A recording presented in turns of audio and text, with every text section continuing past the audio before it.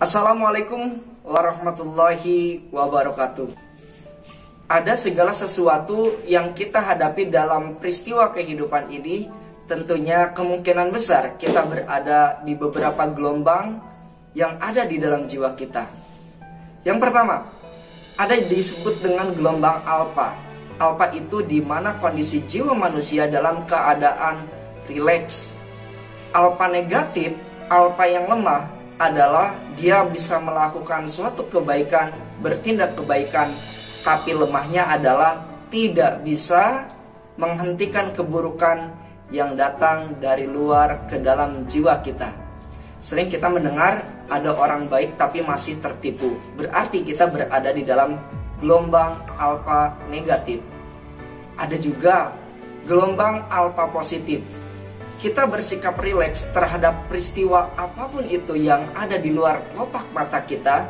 Namun dalam keadaan terjaga, kita bisa menghentikan segala bentuk sesuatu yang ada di hadapan kita, kejahatan, dengan jarak menghentikan kesempatannya. Yang kedua, ada yang disebut dengan gelombang beta. Beta gampangnya bete. Kalau sudah bete berarti terpancing.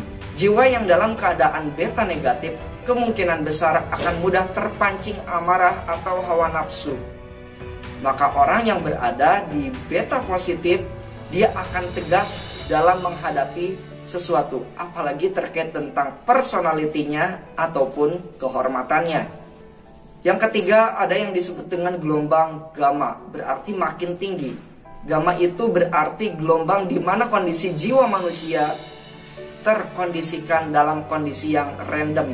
Orang yang berada kesempatan di gamma positif, dia bisa melakukan segala bentuk macam pekerjaan dalam satu kesempatan, dan setiap pekerjaan itu dia mensyukurinya dengan cara ikhtiar dan diakhiri dengan tawakal.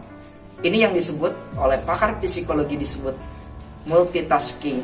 Banyak agendanya tapi tidak ada untuk digugurkan dari agenda-agenda itu. Gamma negatif. Gamma negatif kondisinya dalam keadaan random, jadwal padat. Akhirnya dari kepadatan jadwal itu kita tidak melakukan apa-apa, kita pusing sendiri. Theta itu dalam kondisi jiwa manusia keadaan meditatif, rileks, dan dia masuk ke dalam alam bawah sadar. Gelombang theta adalah pintu dari alam sadar ke alam bawah sadar. Pernahkah kita beribadah, concern, fokus, dan menghadirkan kesadaran? Maka kita berada dalam kondisi theta positif. Sebaliknya, ketika kita melakukan ritual ibadah, tapi kita tidak melibatkan kesadaran, akhirnya dalam keadaan ibadah, kita berpikir tidak konsentrasi. Itu disebut dengan theta negatif. Ada yang lebih dalam daripada itu, namanya delta. Delta itu adalah putusnya terkoneksi dari theta, dari alam bawah sadar, artinya menjadi tidak sadar.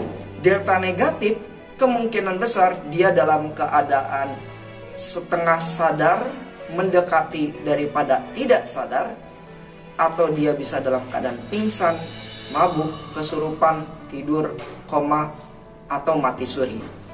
Biasanya orang dalam keadaan delta negatif sering sekali kesulitan dan gelisah ketika sebelum tidur, dan ketika bangun tidur akan terasa capek, dan dalam perjalanan mimpinya sering dibayang-bayangi mimpi buruk.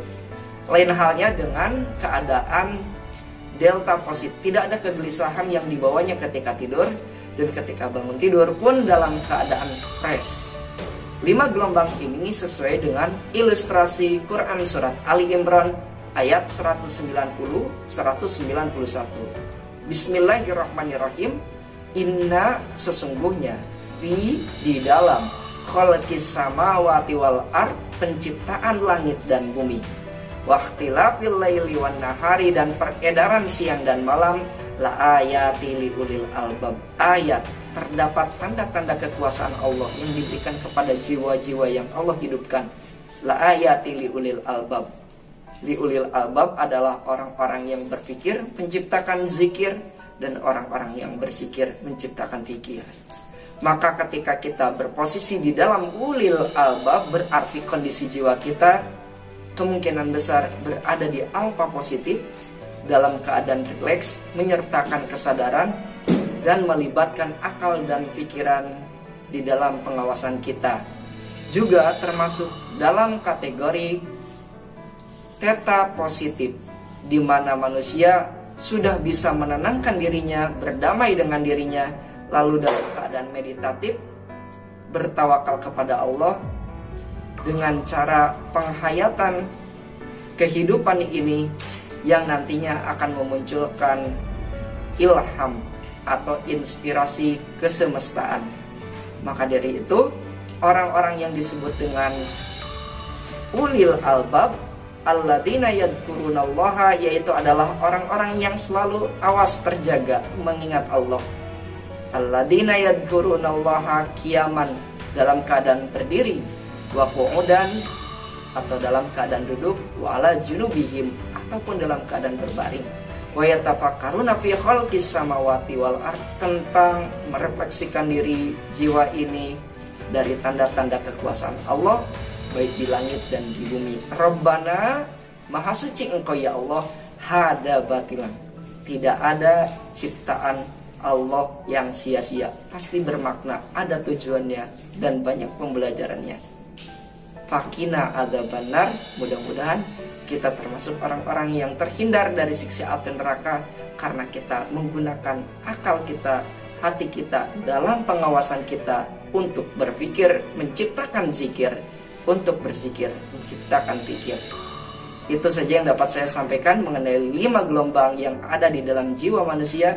Mudah-mudahan kita bisa gunakan free will kita untuk menggunakan gelombang di dalam tubuh kita ini, di dalam jiwa ini, masuk ke dalam alfa positif menuju kepada theta positif. Wassalamualaikum warahmatullahi wabarakatuh.